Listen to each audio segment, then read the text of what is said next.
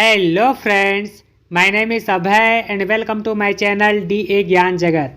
आज का हमारा टॉपिक है रीजनिंग, जो कि आंगनबाड़ी महिला सुपरवाइज़र के एग्ज़ाम्स की तैयारी करने वाले सभी कैंडिडेट्स के लिए तथा विभिन्न कॉम्पिटिटिव एग्ज़ाम्स की तैयारी करने वाले कैंडिडेट्स के लिए भी बहुत ही ज़्यादा इम्पोर्टेंट रहने वाला है। मैं आपको बता दूं कि वर्ष 2021 में आंगनबाड़ी महिला सुपरवाइज़र का जो एग्ज़ाम हुआ था, उस एग्ज़ाम्स में जो रीजनिंग के क्वेश्चन पूछे गए थे, रीजनिंग के उन्हीं क्वेश्चंस को मैं आज के इस वीडियो में सॉल्व करने के लिए सिखाने वाला हूं, क्योंकि प्रीवियस एग्ज़ाम में रीजनिंग का जिस टाइप का क्वेश्चन पूछा गया था, उसी टाइप के रीजनिंग के क्वेश्चन जो है इस बार भी पूछे जाने की बहुत ही ज़्यादा संभावना है। तो यह वीडियो जो है आपके लिए बहुत ही ज़्यादा इम्पोर्टेंट होने वाला है। इस वीडियो में शुरू से लेकर के लास्ट तक बने रहिए, ताकि इस बार सिलेक्शन जो है हाथ से जाना नहीं चाहिए। तो चलिए अब हम क्वेश्चंस की तरफ आगे बढ़ते हैं और क्वेश्चंस को सॉल्व करने के लिए सीखते हैं। हमारा पहला क्वेश्चन है, संकेतों और संख्याओं में 4 में से कौन सा एक परस्पर परिवर्तन दिए गए समीकरण को सही बना देगा। तो यहाँ पर समीकरण दिया हुआ है 4 × 6 - 2 = 14। 4 और 6 का गुणा करते हैं तो 6 × 4 = 24। 24 में 2 माइनस करेंगे तो कितना हो जाएगा 22। लेकिन यहाँ पर आया कितना है 14, मतलब हमारा जो समीकरण है ये गलत है। समीकरण को हम सॉल्व करेंगे तो हमारा आंसर कितना आना चाहिए 14। तो ये जो 4 ऑप्शन दिए हुए हैं, इन चारों ऑप्शन में से कौन से ऑप्शन को हम इस समीकरण में पुट करेंगे तो हमारा आंसर 14 आएगा, ये हमको ज्ञात करना है। ठीक है, तो सबसे पहले मैं आपको बता दूं कि यह जो क्वेश्चन है ये बोर्ड मास का क्वेश्चन है, और बोर्ड मास का नियम कहता है कि सबसे पहले हमको भाग देना है, उसके बाद गुणा करना है, उसके बाद जोड़ या घटाव में से कुछ भी कर सकते हैं। ठीक है, तो चलिए क्वेश्चन को सॉल्व करते हैं। सबसे पहले मैं लिख लेता हूँ समीकरण को।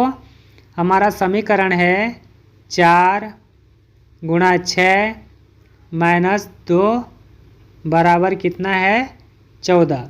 अब हम क्या करेंगे, इन चारों ऑप्शन में से हर एक ऑप्शन को जो है बारी बारी से इस समीकरण में पुट करेंगे और देखेंगे कि हमारा आंसर जो है 14 आ रहा है कि नहीं आ रहा है। जिसमें 14 आएगा वो ऑप्शन जो है हमारा आंसर हो जाएगा। ठीक है, तो इस ऑप्शन को कैसे पुट करना है ये मुख्य चीज़ है। ठीक है, तो ध्यान से समझिएगा कि ऑप्शन को कैसे पुट करना है। ठीक है, तो चलिए ऑप्शन ए को पहले पुट करते हैं समीकरण में।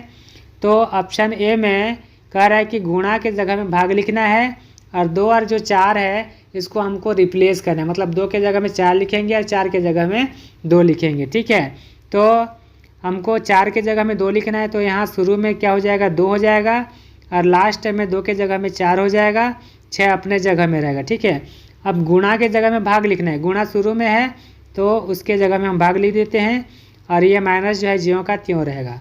अब 2 को हम 6 से भाग देंगे तो 6 से भाग जाएगा नहीं, मतलब हमारा ऑप्शन ए जो है आंसर नहीं होगा। ठीक, अब हम चलते हैं ऑप्शन बी की तरफ। इसमें क्या करना है, 2 और 6 को रिप्लेस करना है, तो 4 हमारा ज्यों का त्यों रहेगा, 6 के जगह में 2 आ जाएगा और 2 के जगह में 6 आ जाएगा। ठीक है, फिर माइनस के जगह में हमको भाग लिखना है, तो माइनस लास्ट में है तो यहाँ पर भाग लिख देते हैं, और शुरू में गुणा ज्यों का त्यों रहेगा।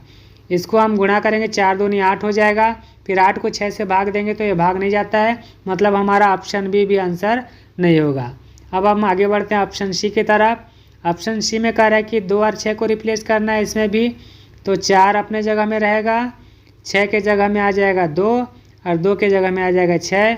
उसके बाद इसमें कह रहा है कि माइनस के जगह में हमको प्लस लिखना है, तो लास्ट में माइनस है, उसके जगह में क्या लिखेंगे प्लस, और शुरू का जो गुणा है वो गुणा रहेगा। ठीक है, इसको हल करेंगे तो 4 दूनी 8, 8 और 6 कितना होता है 14। तो हमको कितना प्राप्त करना था 14 प्राप्त करना था समीकरण को हल करके। तो हमारा जो ऑप्शन सी है इसको अगर हम समीकरण में पुट करते हैं तो हमारा आंसर 14 प्राप्त हो रहा है, मतलब हमारा आंसर हो जाएगा ऑप्शन सी। चलिए ऑप्शन डी को भी एक बार चेक कर लेते हैं। ऑप्शन डी क्या कह रहा है, 4 और 6 को रिप्लेस करना है, मतलब 4 के जगह में 6 लिख देते हैं, पहले में 6 लिखेंगे, फिर 6 के जगह में 4 यानी कि 4 यहाँ पर लिख देते हैं, 2 अपने जगह में रहेगा। गुणा के जगह में भाग लिखना है, तो यहाँ पर गुणा है फर्स्ट में भाग लिख देंगे, और ये माइनस का माइनस रहेगा। 6 को हम 4 से भाग देंगे तो भाग जाएगा नहीं, मतलब हमारा ऑप्शन डी भी आंसर नहीं है। हमारा आंसर क्या हो गया? Option C. समझ में आ गया? चलिए अब हम बढ़ते हैं अगले क्वेश्चन की तरफ। हमारा दूसरा क्वेश्चन है, उस बॉक्स का चयन करें जो दिए गए अनफोल्डेड बॉक्स को मोड़कर नहीं बनाया जा सकता। तो यहाँ पर ये अनफोल्डेड बॉक्स दिया हुआ है, इसको अगर हम फोल्ड करते हैं तो ये जो 4 ऑप्शन दिया हुआ है इनमें से कौन सा आकृति है जो इस अनफोल्डेड बॉक्स को फोल्ड करके नहीं बनाया जा सकता। तो ध्यान रखिएगा, ये जो क्वेश्चन है ये हमारा डाइस का क्वेश्चन है, और डाइस में जो अपोजिट लेटर होता है कभी भी एक दूसरे के बगल में नहीं होता है, और जो एक दूसरे के बगल में होता है कभी भी वो अपोजिट दिशा में नहीं होता है। ठीक है, तो सबसे पहले हम इस अनफोल्डेड जो बॉक्स है इसमें हम अपोजिट लेटर को ज्ञात कर लेते हैं। तो अपोजिट लेटर हो जाएगा हमारा ये एक का सी हो जाएगा। ठीक है, मतलब ए के अपोजिट में रहेगा सी और डी के अपोजिट में रहेगा एफ। डी के अपोजिट में कौन सा रहेगा? एफ। और बचा क्या? बी के अपोजिट में रहेगा ई। बी के अपोजिट में रहेगा ई, मतलब ये एक दूसरे के अगल बगल में नहीं होना चाहिए। ठीक है, अगर एक दूसरे के अगल बगल में हुआ तो वो आकृति जो है इस अनफोल्डेड बॉक्स से नहीं बनेगा। ठीक है, तो चलिए चेक करते हैं ए और सी किसी में दिख रहा है क्या? ए और सी ए में नहीं है, बी में नहीं है, सी में नहीं है, डी में भी नहीं है। डी और एफ चेक करेंगे तो डी और एफ जो है ए में नहीं है, बी में नहीं है, सी में नहीं है और डी में भी नहीं है।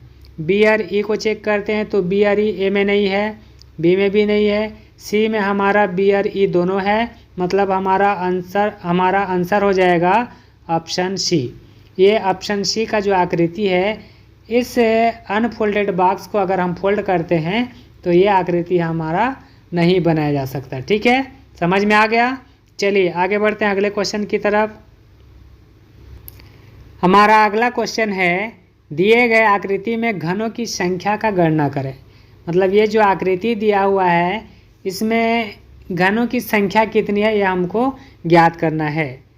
तो ध्यान दीजिए, अगर हम एक रो को देखें तो यहाँ पर कितने घन हैं? एक,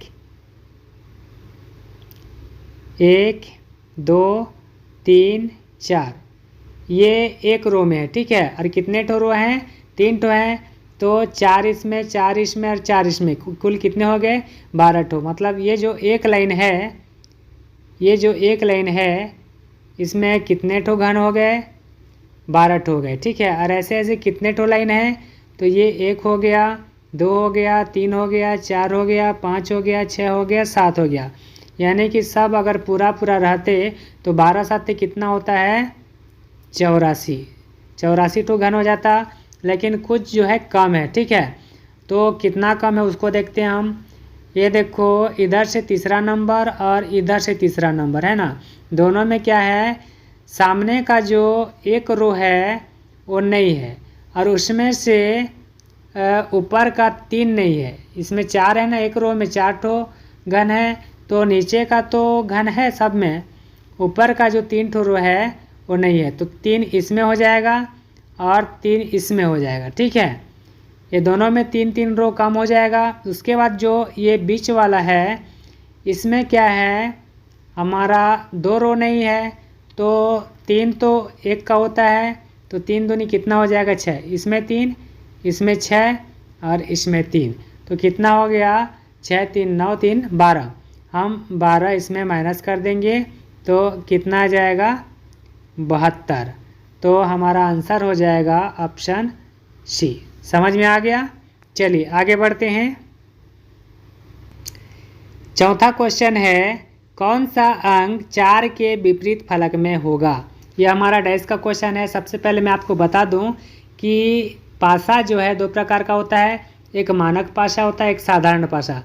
साधारण पासा में क्या होता है? जो अगल बगल के अंक होते हैं उनमें से 2 अंकों को जोड़ते हैं तो 7 मिल जाता है, तो साधारण पासा होता है।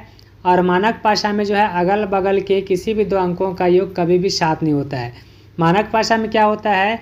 जो विपरीत अंक होते हैं उनका योग 7 होता है। ठीक है, तो यहाँ पर देख लेते हैं कि ये मानक पासा है कि साधारण पासा है। तो अगर अगल बगल के अंकों को जोड़ेंगे तो यहाँ पर 2 और 1 3 हो जाएगा, 3 2 5 हो जाएगा, 1 और 3 को जोड़ेंगे तो 4 हो जाएगा। ये 7 नहीं हो रहा है, यहाँ पर 6 और 5 11 हो जा रहा है, ये 6 3 9 हो रहा है, और ये 5 3 8 हो रहा है। यहाँ पर भी 7 नहीं हो रहा है, मतलब ये साधारण पासा नहीं है। ये हमारा कौन सा पासा है? मानक पासा। और मानक पासा में जो विपरीत अंक होते हैं उनका योग हमेशा 7 होता है। तो 4 का विपरीत अंक पूछा है, तो 4 में हम कितना जोड़ देंगे तो 7 आ जाएगा। तो 4 में हम 3 जोड़ देंगे तो 7 आ जाएगा। तो हमारा आंसर क्या हो जाएगा? 4 का विपरीत अंक ऑप्शन ए 3 हो जाएगा। ठीक है। एक दूसरा नियम भी है, उसको भी मैं समझा देता हूँ। एक नियम होता है हमारा चक्रीय घूर्णन नियम। ठीक है। उसमें क्या करते हैं, इसमें से जो कॉमन अंक होता है उसको बेस मानते हैं। तो कॉमन अंक इसमें दिख रहा है 3 हमको, दोनों में 3 को हम बेस मानेंगे और उसको हम क्या करेंगे, क्लॉकवाइज घुमाएंगे, है ना, ऐसे घड़ी के सुई की दिशा में। तो 3 के बाद पहले क्या रहा है? 1, तो यहाँ पर 1 लिख देते हैं। फिर उसके बाद क्या रहा है? 2, यहाँ पर 2 लिख देते हैं। उसी प्रकार से यहाँ पर 3 को घुमाएंगे तो पहले 5 आएगा, फिर 6 आएगा, तो यहाँ पर 5 फिर 6। तो जो ऊपर नीचे आ रहे हैं ये एक दूसरे के अपोजिट होते हैं। ठीक है। तो 1 का अपोजिट 5 हो गया, 2 का अपोजिट 6 हो गया। तो 3 का अपोजिट क्या हो जाएगा? कौन सा अंक बच रहा है? पासा में सिर्फ 6 अंक होते हैं, 1 2 3 4 5 6। तो 1 2 3 5 6 आ गया, तो बचा कौन सा? 4। तो 3 और 4 जो है एक दूसरे के अपोजिट होंगे, तो 4 का अपोजिट पूछा है, तो यहाँ पर आंसर हो जाएगा हमारा 3। समझ में आ गया? चलिए आगे बढ़ते हैं अगले क्वेश्चन की तरफ। अगला क्वेश्चन है, विलुप्त पद को दिए गए विकल्प में से चुनिए। यहाँ पर विलुप्त पद ज्ञात करना है। तो देखते हैं क्रम, ये इसमें शुरू जो है M है, इसमें N है, इसमें O है, इसमें P है, मतलब सीरियल में गया है M N O P। तो उसके बाद वाला क्या हो जाएगा? हमारा Q हो जाएगा। ठीक है। तो उसके बाद क्या आ जाएगा? हमारा Q आएगा। उसके बाद बीच वाला को देखते हैं, ये H है, H के बाद I आया है, मतलब उसके जस्ट बाद वाला एक बढ़ा है। फिर I के बाद K आया है, मतलब J के यानी कि 2 बढ़ गया। फिर K के बाद इसमें N आ गया, I J K L M N, कितना बढ़ गया? 3। तो हमारा जो अगला है वो कितना बढ़ेगा? 4 बढ़ेगा। ठीक है।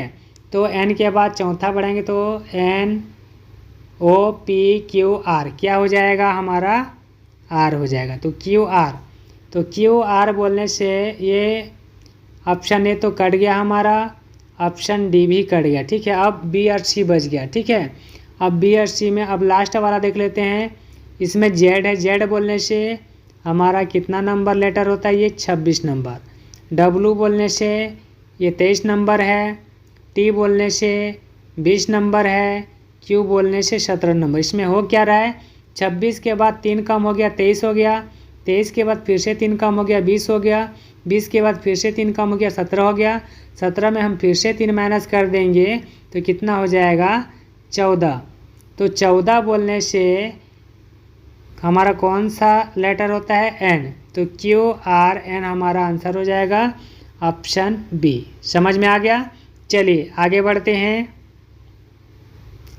अगला क्वेश्चन है, दिए गए कौन सा आकृति मनुष्य, शिक्षक और स्नातक के मध्य सही संबंध को दर्शाता है? ये जो आकृतियाँ दिया हुआ है इनमें से कौन सा आकृति है जो मनुष्य, शिक्षक और स्नातक के मध्य के सही संबंध को दिखाता है? ठीक है। तो ध्यान दीजिएगा, शिक्षक और स्नातक सब के सब मनुष्य होंगे, तो हमारा ऑप्शन ए और ऑप्शन बी तो होगा नहीं, ये कट गया। अब बचा ऑप्शन सी और डी, इसमें सब के सब मनुष्य हैं। ठीक है। लेकिन अब इसमें हमको ध्यान देना है, जो शिक्षक और स्नातक हैं, जितने भी स्नातक हैं वो सब के सब तो शिक्षक नहीं हो सकते, मतलब स्नातक में से ही कुछ शिक्षक होंगे। ठीक है। क्योंकि जो भी शिक्षक हैं वो स्नातक वाले ही शिक्षक बनते। ठीक है। तो हमारा ऑप्शन सी भी आंसर नहीं होगा, हमारा आंसर हो जाएगा ऑप्शन डी। समझ में आ गया? चलिए आगे बढ़ते हैं। हमारा 7वां क्वेश्चन है, नीचे दिए गए आकृति में वृत्त रोजगार व्यक्ति को, त्रिभुज युवा व्यक्ति को तथा वर्ग अशिक्षित व्यक्ति को दर्शाता हो तो कौन सा क्षेत्र युवा, शिक्षित और बेरोजगार व्यक्तियों को दर्शाता है। यहाँ पर बोला है कि वृत्त जो है रोजगार व्यक्ति, यहाँ पर वृत्त ये है हमारा, इसको हम लिख देते हैं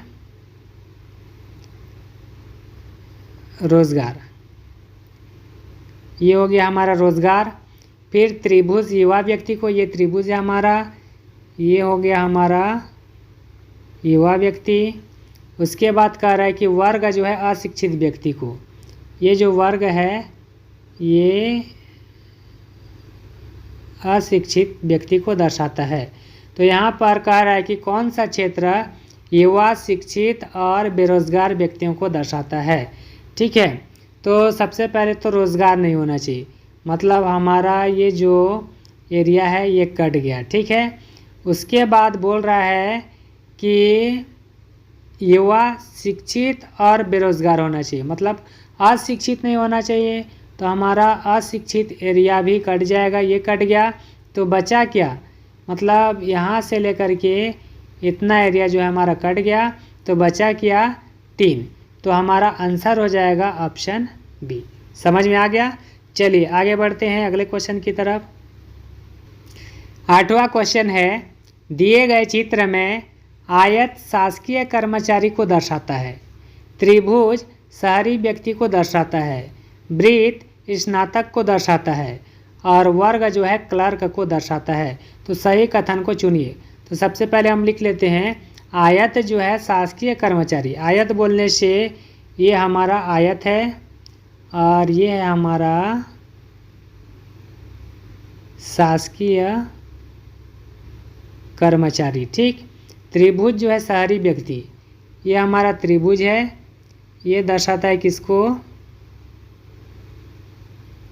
शहरी व्यक्ति को। फिर वृत्त जो है स्नातक को दर्शाता है, ये हमारा वृत्त है, ये किसको दर्शाता है, स्नातक व्यक्ति को। ठीक है, और वर्ग जो है क्लर्क को दर्शाता है, ये वर्ग है, ये दर्शाता है किसको, क्लर्क को। अब सही कथन को हमको चुनना है। तो हमारा ऑप्शन ए है, सभी शहरी व्यक्ति स्नातक हैं। शहरी बोलने से हमारा त्रिभुज हो गया और स्नातक बोलने से हमारा ये वृत्त हो गया। ठीक है, तो ये सभी शहरी व्यक्ति तो स्नातक नहीं है, तो हमारा ऑप्शन ए जो है ये गलत हो गया। ठीक है, ऑप्शन बी को देखते हैं, कुछ क्लर्क शासकीय कर्मचारी हैं। क्लर्क बोलने से ये हमारा हो गया वर्ग, इसमें से शासकीय कर्मचारी बोलने से ये कुछ क्लर्क जो हैं शासकीय कर्मचारी तो हैं परंतु शहरी नहीं हैं। तो शहरी बोलने से हमारा त्रिभुज ये शहरी भी हैं, ये सब के सब। तो हमारा ऑप्शन बी भी गलत हो गया। ठीक है, ऑप्शन सी है, सभी शासकीय कर्मचारी क्लर्क हैं। शासकीय कर्मचारी बोलने से ये हमारा आयत हो गया और क्लर्क बोलने से ये हमारा ये हो गया। तो सभी शासकीय कर्मचारी क्लर्क नहीं है, तो हमारा ऑप्शन सी भी हो जाएगा गलत। फिर हमारा ऑप्शन डी बचा, तो यही सही होगा, लेकिन फिर भी देख लेते हैं, कुछ शहरी व्यक्ति स्नातक नहीं है। शहरी व्यक्ति बोलने से ये हमारा त्रिभुज हो गया और स्नातक नहीं है, तो स्नातक तो इतने 6, ये जो है हमारे स्नातक नहीं है, मतलब हमारा ऑप्शन डी जो है सही आंसर है। ठीक है, चलिए आगे बढ़ते हैं अगले क्वेश्चन की तरफ। हमारा अगला क्वेश्चन है, दिए गए आकृति में त्रिभुजों की संख्या का गणना करें। ये जो आकृति दिया हुआ है इसमें त्रिभुजों की संख्या हमको ज्ञात करना है। ठीक है, तो चलिए ज्ञात करते हैं। सबसे पहले हम क्या करेंगे, ये वाला जो आकृति है यहाँ से लेकर के यहाँ तक, ठीक है, और ये इसको गिनते हैं। तो ये एक ठो, ये 1 हो गया, ये हमारा 2 हो गया और ये पूरा हमारा कितना हो गया 3। तो यहाँ पर लिख लेते हैं 3, फिर प्लस आगे बढ़ेंगे यहाँ तक। तो यहाँ तक आगे बढ़ते हैं तो हमको जो है यहाँ से ये हमको एक त्रिभुज मिलता है, फिर यहाँ से ये हमको एक त्रिभुज मिलता है और ये बड़ा वाला ये एक मिलता है, 3 हो गया। फिर ये छोटा वाला एक 4, ये छोटा वाला एक 5। तो 5 हो गया ये। फिर हम यहाँ आगे बढ़ेंगे तो यहाँ से हमको ये 1 मिलता है, ये 2 मिलता है और ये बड़ा वाला 3 हो गया। उसी प्रकार से हम यहाँ आएंगे तो ये 4 हो जाएगा और यहाँ से ये 5 हो जाएगा और ये बड़ा जो है पूरा 6 हो गया। फिर उसके बाद यहाँ से लेकर के ये यहाँ तक 7 हो गया और इधर नीचे जो है ये 8 हो गया। ठीक है, तो यहाँ पर 8 और ऐड कर दिए। उसके बाद फिर यहाँ तक आगे बढ़ेंगे तो हमारा जो है यहाँ से लेकर के ऐसे एक त्रिभुज बन रहा है। उसी प्रकार से इधर साइड से भी एक बनेगा, 2 हो गया और ये बड़ा वाला एक इधर से बन गया, 3 हो गया। ठीक है, तो इसमें 3 और ऐड कर देते हैं। उसके बाद इस पूरे त्रिभुज में, इस पूरे आकृति में यहाँ से लेकर के ये यहाँ तक 1 हो गया और इधर साइड में भी 1 हो गया, 2 हो गया। तो इसमें प्लस 2 और ऐड कर देते हैं। अब कितना हो गया, 5 3 8, 8 8 16, 16 और 3 19, 19 और 2 कितना हो गया हमारा 21। तो इसमें त्रिभुज होगा। और हमारा ऑप्शन में जो है कहीं पर भी 21 नहीं दिया हुआ है, व्यापम ने इसको विलोपित कर दिया क्योंकि कोई सा भी ऑप्शन इसमें सही नहीं है। ठीक है, तो इसका सही आंसर क्या हो जाएगा, 21 त्रिभुज। चलिए आगे बढ़ते हैं अगले क्वेश्चन की तरफ। दिए गए चित्र में कितने त्रिभुज हैं, यहाँ पर भी त्रिभुजों की संख्या ज्ञात करनी है। तो सबसे पहले ध्यान रखिएगा, अगर कहीं पर भी आपको ऐसी आकृति दिख जाए, ऐसे छोटा छोटा वाला आकृति दिखे, तो इसमें कितने छोटे त्रिभुज हैं, 1 2 3 4। तो इसका हमको क्या करना है, जस्ट डबल कर देना है। तो उसमें 4 दूनी कितना हो जाएगा, 8। मतलब इस आकृति में जो है 8 त्रिभुज हैं। उसको एक बार मैं गिन के भी बता देता हूँ। तो 4 तो छोटा छोटा हो गया। उसके बाद यहाँ से हम इसको अलग करेंगे तो 5 हो गया। इधर साइड भी ये 6 हो गया। फिर यहाँ से इधर हम करेंगे तो 7 हो गया और यहाँ से इधर हम करेंगे तो 8 हो गया। समझ में आ गया। और जहाँ पर भी हमको ये आकृति दिखेगा, इसमें हमेशा 3 त्रिभुज होते हैं, एक इधर वाला, एक इधर वाला 2 और एक बड़ा वाला। ठीक है, समझ में आ गया। तो चलिए इसको सॉल्व करते हैं। तो ध्यान दीजिए, यहाँ से लेकर के ये वाला आकृति, इसमें 1 2 3 4 5 6 7 8, 8 तो छोटा छोटा दिख रहा है। मतलब 8 दूनी कितना हो जाएगा, 16 तो निकल गए त्रिभुज उसमें। ठीक है, उसके बाद छोटा छोटा कोना कोना में भी है, लास्ट में ये 1 2 3 4 5 6 7 8। तो ये 8 और ऐड कर दिए। उसके बाद हम क्या करेंगे, ये हमारा ऐसे वाला त्रिभुज मिल रहा है, ऐसे वाला त्रिभुज। यहाँ पर देखो, यहाँ से लेकर के यहाँ से लेकर के यहाँ तक। ठीक है, और ये बीच में ये मिल रहा है। तो इसमें 3 होंगे। तो वैसे ही इधर भी, इधर साइड भी है, ये 3 3 6 हो गया। फिर इधर भी मिलेगा हमको, तो 6 3 9 हो गया और इधर भी हमको मिलेगा, 9 3 कितना हो गया, 12 हो गया। तो इसमें 12 और ऐड कर देते हैं। उसके बाद हमको क्या करना है, देखिए यहाँ से हमको ऐसे जाना है यहाँ तक और यहाँ से फिर ऐसे करके ये देखेंगे तो एक त्रिभुज बन रहा है। उसी प्रकार से हम इधर से देखेंगे तो यहाँ से यहाँ तक आएगा, ऐसे करके ये 2 बन गया। फिर इधर भी करेंगे तो यहाँ से यहाँ तक ये हो गया हमारा 3। यहाँ से चालू करेंगे तो यहाँ तक जाएगा, ऐसे जाएगा और ये 4 हो गया। 4 के बाद ये हमारे यहाँ से ऐसे करेंगे तो ये 5 हो गया और यहाँ से करेंगे तो ये हमारा 6वां त्रिभुज हो गया। यहाँ से ये एक बन रहा है, 7वां हो गया और यहाँ से एक बन रहा है, ऐसे करके ये हमारा 8वां हो गया। ठीक है, तो 8 इसमें भी हो गया। उसके बाद ये जो बड़े बड़े त्रिभुज हैं, ये 1 हो गया, यहाँ से ये 2 हो गया, यहाँ से ये 3 हो गया और यहाँ से हमारा 4 हो गया। क्लियर। अब हम इसको गिन लेते हैं। तो 16 और 8 कितना होता है, 24, 24 और 12, 24 और 12 होता है 36, 36 और 4 40 हो गया, 40 और 8 कितना हो जाएगा, 48। तो 48 हमारे ऑप्शन में कहाँ पर है? ऑप्शन सी हो जाएगा हमारा आंसर। 48 तो त्रिभुज इसमें होंगे। समझ में आ गया? चलिए आगे बढ़ते हैं। हमारा अगला क्वेश्चन है विषमता को पहचानें। तो यहाँ पर ध्यान दीजिए, 4 ऑप्शन है सी पी, जी एल, आई जे और एच जे। इसमें से कौन सा अलग है ये हमको पहचानना है। ठीक है, तो ध्यान दीजिए, इसमें सी और पी, इसमें जो है इन दोनों के बीच में गैप है, जी और एल के बीच में भी गैप है, यहाँ पर एच और जे के बीच में भी गैप है, लेकिन आई जे जो है कंटिन्यू आता है, मतलब ये हमारा विषम हो गया। ठीक है, तो हमारा आंसर हो जाएगा ऑप्शन सी। समझ में आ गया? चलिए आगे बढ़ते हैं। अगला क्वेश्चन है गलत पद को ज्ञात कीजिए।